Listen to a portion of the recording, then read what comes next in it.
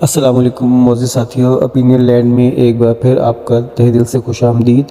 امید ہے سب خیریت سے ہوں گے۔ جی، غالب نے کیا خوب کہا ہے کہ ہزاروں خواہشیں ایسی کہ ہر خواہش پہ دم نکلے، بہت نکلے میرے ارمان لیکن پھر بھی کم نکلے۔ یہ جو ارمان ہے، جو خواہشیں ہیں، انسان کی اڑان، اس کی پرواز، اس کی سوچ کی جو اٹھان ہے، اس کو پتہ نہیں کہاں سے کہاں لے کے جاتی ہے۔ کبھی سمندروں، ریتلے میدانوں، کبھی پہاڑوں، دریاؤں، جھیلوں، جھرنوں میں لے کے جاتی ہے۔ خواہشات کا لامتناہی جنگل جو ہے وہ، اور یہ اتھاہ سمندر جو ہے، انسان کو نہ جینے دیتا ہے نہ مرنے دیتا ہے۔ انسان ازل سے ایسے ہی ہے، اس کی فطرت میں ہے۔ اس کی خواہشات جب پوری ہونے لگ جاتی ہیں، یا اس کی خواہش جو پوری ہو جاتی ہے، وہ بے معنی ہو جاتی ہے۔ اس کے لیے ایک نیا زاویہ، ایک نئے نظر کے ساتھ ایک اور خواہش اس کی زندگی میں پروان چڑھنے لگتی ہے۔ اس کے بارے میں ممتاز مفتی نے الکھنوی میں ایک جگہ لکھتے ہیں کہ اور تلاش میں بھی انہوں نے اس کو دوبارہ بیان کیا کہ اصل جو ہے، جو خوشگواریت ہے، اصل لذت جو ہے، وہ جستجو میں ہے، سفر میں ہے، حصول میں، حاصل ہو جانے میں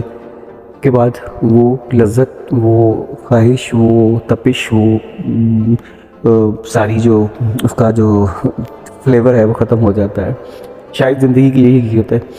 کہ جو چیز ہمیں میسر آ جاتی ہے وہ بے معنی ہو جاتی ہے، اور جو نہیں ہوتی وہ یا تو کسک بن کے رہ جاتی ہے، یا ناسور بن جاتی ہے، یا ہمارے لیے ایک اس کا مثبت طریقے سے جو اپنی ناآسودہ خواہشوں کو لیتے ہیں تو ان کے اندر آگے جینے کی اور آگے بڑھنے کی لگن ایک اور طریقے سے پھلتی پھولتی ہے، اور وہ حالات سے اور زیادہ گہرا مقابلہ کرنے لگ جاتے ہیں۔ اس کی ایک چھوٹی سی مثال، جیسے یہ ایک نوجوان لڑکا آج کل کیفی خلیل بہت مقبول ہوا ہے اپنی گانے کی وجہ سے اور اپنی سنگنگ کی وجہ سے، تو اس کی لگن، اس کی جدوجہد نے آج اس کو اس مقام پہ پہنچایا، اور چند ہفتوں یا ایک دو ماہ میں پہنچایا۔ وہ لوگوں کو سالوں سال نہیں ملتے، اور اس کی مثال ہم دیکھنا چاہیں کہ جو ناآسودہ لوگ ہوتے ہیں، کبھی کبھی جو ہے ایک شکست یا ایک خواہش یا کسی بڑے گول سیٹنگ، جن کے بہت زیادہ ارادے پکے ہوں اور اس میں پورے نہ ہوں، تو وہ اپنی زندگی کو تباہی کی طرف لے جاتے ہیں۔ ان کو لگتا ہے کہ اب زندگی کا مقصد جو ہے وہ ختم ہو گیا، اور اس لیے وہ کچھ بھی کر لیں ان کے لیے بے معنی کا شکار ہو جاتے ہیں۔ یہی ڈپریشن کا، ذہنی تناؤ کا، نا امیدی اور بے یقینی کی عالم ہوتا ہے۔ یہاں امید، جذبے، شکر اور صبر اور قناعت کا امتحان بڑا اچھا ہے، بہت بہترین امتحان کی ایک مثال ہے۔ کسی اللہ کے بڑے ولی نے کا قول ہے یا کسی کی روایت ہے کہ صبر کا امتحان جو ہے، اس میں تو شاید بہت سے لوگ آسانی سے کامیاب ہو جاتے ہوں، شکر کا امتحان جو اللہ تعالیٰ کی ذات لیتی ہے، اس میں بہت کم لوگ کامیاب ہوتے ہیں، کیونکہ شکر گزاری ہم انسانوں کی فطرت میں کوئی اتنی آسانی سے نہیں آتی۔ اب جس وقت کا کھانا میسر آ گیا، اس وقت ہم اس میں کیڑے نکالتے ہیں کہ نمک مرچ صحیح نہیں تھی، اچھا پکا ہوا نہیں تھا، روٹی سخت کیوں تھی، فلاں ایسا کیوں تھا، فلاں سالن کیوں نہیں بنا، اور ہم یہ نہیں لکھنا شروع کرتے، ہم یہ ذہن میں، روح میں، دل میں اپنے نہیں تحریر کرنا شروع کرتے کہ وہ نعمتیں جن کو میسر نہیں ہے، جس کو سوکھی روٹی بھی میسر نہیں ہے، یا اس کے لیے اس کو پتہ نہیں کن کن کٹھن مراحل سے گزرنا پڑتا ہے، اپنی ذات، اپنی انا، اپنی عزت نفس اور پتہ نہیں کیا کیا کچل کے وہ اس دو وقت کی روٹی کے لیے، اپنے پیاروں کے لیے جدوجہد کرتا ہے، تو ہم اس کی کیفیت کو نہیں سمجھ رہے ہوتے، اس لیے ہمیں شکر گزاری نہیں ہوتی۔ ہمیں یہ اس بات کا شکر نہیں آ رہا ہوتا کہ ہمارے دان سلامت ہیں، ہمارے منہ کا ذائقہ ہے تو ہمیں وہ ذائقہ محسوس ہوا، ہماری آنکھیں دیکھ رہی ہیں، ہمارے پاس موجود تھا رزق جو اللہ کی طرف سے عنایت ہے، اس میں کسی کا کوئی کمال نہیں ہے۔ اور وہ لوگ جو بھوک افلاس یا کسی تنگ دستی یا کسی آفت کا شکار ہو کے اس کیفیت میں نہیں ہیں، جو ان کو وہ کھانا پینا دو چار ہیں، کسی بیماری، کسی تکلیف کی وجہ سے وہ اس سے آ رہی ہیں، وہ نہیں معذور ہے کہ وہ نہ ان کو ذائقہ آتا ہے، نہ ان سے چبایا جاتا ہے، نہ کھایا جاتا ہے، تو ان کا کوئی گناہ نہیں ہے۔ تو اگر ہم یہ چھوٹی چھوٹی چیزوں کو اپنے ارد گرد جو ہے، اتنی ساری نعمتیں جو ہر روز ہمارے گرد بکھری ہوئی ہیں، ان کو ہم دیکھنا شروع کر دیں، محسوس کرنا شروع کر دیں، تو یقین جانیے شکر گزاری کا ایسا جذبہ امڑے گا کہ ہم صرف شکر گزاری کے سجدوں سے ہی ہم ساری زندگی بھی سر نہ اٹھائیں تو بھی ہم اللہ کا، اپنے رب کے نعمتوں کا شکر ادا نہیں کر سکتے۔ بس یہ جو ہے، ہم انسان نہ شکرا ہے اور وہ نہ شکرا پن کا مظاہرہ کرتا رہتا ہے،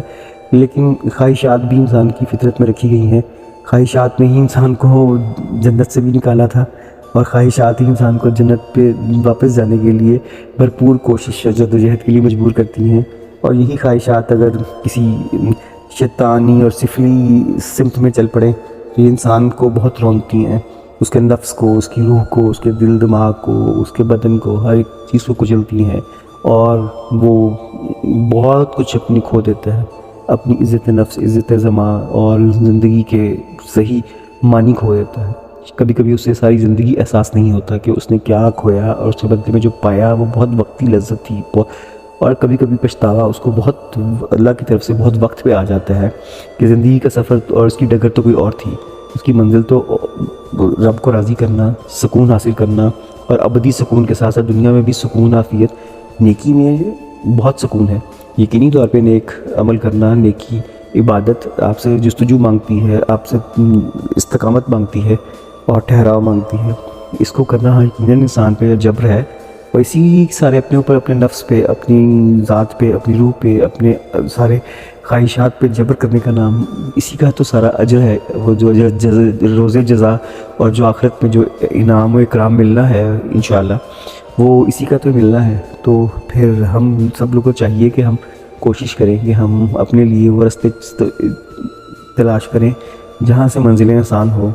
اور ہم اگر دوسروں کو آسانیاں دینا شروع کر دیں تو ہمیں انشاءاللہ اللہ تعالیٰ کی طرف سے آسانیاں ملنا شروع ہوں گی۔ یہ اشفاق مرحوم ان کی بہت خوبصورت دعا تھی جو زاویہ میں وہ دیا کرتے تھے، اور اس کا مفہوم بہت واضح اور بہت گہرا ہے۔ تو جناب، خواہشات کے جنگل سے انسان آزاد نہ ہوا تھا، اور شاید آزاد ہو بھی نہ سکے۔ خواہشات کے منہ زور گھوڑے کو لگام دینا اور کسی سمت متعین کرنا اپنی اصل کامیابی یہی ہے۔ ہمیں انسان ہیں، ہم انسانوں کے بیچ میں ہی رہنا ہے، ہمیں خوشیاں بھی بانٹنی ہیں، ہمیں دوسروں کے غم بھی بانٹنے ہیں، اپنے غم بھی شیئر، اپنی خوشیاں، اپنی کامیابیاں، اپنی ناکامیاں بھی دوسروں سے شیئر کرنی ہیں، یہ ہمارے فطرت میں ہے۔ اور اگر ہمیں ایسا کرنے کا موقع نہیں ملتا تو پھر تکلیف اور آزار ہمارے سامنے آتا ہے، جو کہ آج کے موجودہ ماڈرن دور میں اتنے زیادہ جدیدیت کے باوجود، اتنی زیادہ کمیونیکیشن کے ذرائع ہونے کے باوجود، ہم بحیثیت انسان ایک دوسرے سے دور ہوتے جا رہے ہیں۔ ہم لمبی لمبی چیٹس کر سکتے ہیں، ہم بہت لمبی ویڈیوز بنا سکتے ہیں، ہم بہت کچھ ایسا کر سکتے ہیں، لیکن ہم فطرت سے، ہم ایک دوسرے کے قربت سے دور ہو گئے ہیں۔ ہم انسان کے دکھ کا مداوع نہیں رہا۔ وقتی ضرورت، وقت، جہالات کے مطابق ہم سب ایسے مراحل میں آ گئے ہیں کہ ہم ضرورت کے غلام ہیں، اور وقتی تعلق ہم سب کی زندگیوں میں شامل ہو گئے ہیں۔ وہ جذبات، احساسات، کیفیات جو پرانے وقتوں میں ہمارے بڑوں نے محسوس کرتے تھے، وہ خوشی کسی کے مہمان کے آنے پہ اور کسی کے چلے جانے پہ، وہ جو دل میں اداسی پھیلتی تھی اور جو دل سے دعائیں نکلتی تھیں، اور جو دوسری تڑپ جاگتی ہوتی تھیں ملنے کی دوبارہ سے ہر خوبصورت رشتے میں، تو وہ ختم ہو گئی۔ اگر دیکھا جائے تو آج کل کی محبت بھی بہت عامیانہ ہو گئی ہے۔ ایک وہ میر کا عشق تھا کہ محبوب کی ایک جھلک جھروکے میں دیکھی اور بس دیوانگی طاری ہو گئی، اور اسی پہ ہی ساری زندگی اتنے بہترین ریختہ کے اور اردو کے شعر کہہ دیے۔ اور ایک آج کی محبت ہے جو ہر نئے دن ایک نئے کسی فرینڈ کے ایڈ ہونے سے سوشل فورمز پہ بدل جاتی ہے، جو بہت سطحی اور بہت ہی چھوٹی چھوٹی نفسانی خواہشات کے پروان چڑھتی ہے، اور اسی وجہ سے انسان جو ہے تنہائی کا شکار بھی ہے، آزار کا شکار بھی ہے۔ دکھ اور تکلیف اس کے اس طرح کے ہیں کہ وہ ان کو بیان بھی نہیں کر سکتا، اور اس کو یہ بھی سمجھ نہیں کہ اس کا رستہ، اس کی منزل کس طرف ہے، اس کی کون سی سمت اس کو خوشی اور سکون کی طرف لے کے جائے گی، اور کس سمت پہ چلنے سے اس کے زندگی میں بے قراری اور بے چینی بڑھے گی۔ بہرحال جو چیز اللہ تعالیٰ کی طرف سے غلط قرار دے دی گئی، جس کو اچھا نہیں قرار دیا گیا، اس چیز میں کبھی سکون انسان کو مل نہیں سکتا۔ شیطان کے چیلے بننے سے، شیطان کے ساتھی بننے سے شاید بہت ہی لمحاتی لذت ملتی ہو، لیکن اس کے بعد جو پچھتاوا ہے، جو روح کی تھکاوٹ ہے، وہ اتنی بڑھ جاتی ہے کہ وہ انسان کو کبھی چین لینے نہیں دیتی۔ اب موقع ملے تو اپنی ذات کے محاسبہ ضرور کریں، ہم سب کو چاہیے ہم دیکھیں کہ ہم سے کیا ہو رہا ہے، اور ہمیں اپنی دل، دماغ اور روح کی نوٹ بک میں تحریر کرنی چاہیے، اپنی اچھائیاں، اپنی برائیاں، اس سوچ کے ساتھ پھر ملیں گے انشاءاللہ کسی نئے سوچ موضوع کے ساتھ. بہت شکریہ. بات پسند آئی ہو تو سبسکرائب کیجئے، لائک کیجئے، شیئر کیجئے، کمنٹ کیجئے اور اپنی محبتوں میں دعاؤں میں یاد رکھیے. بہت شکریہ. اللہ حافظ.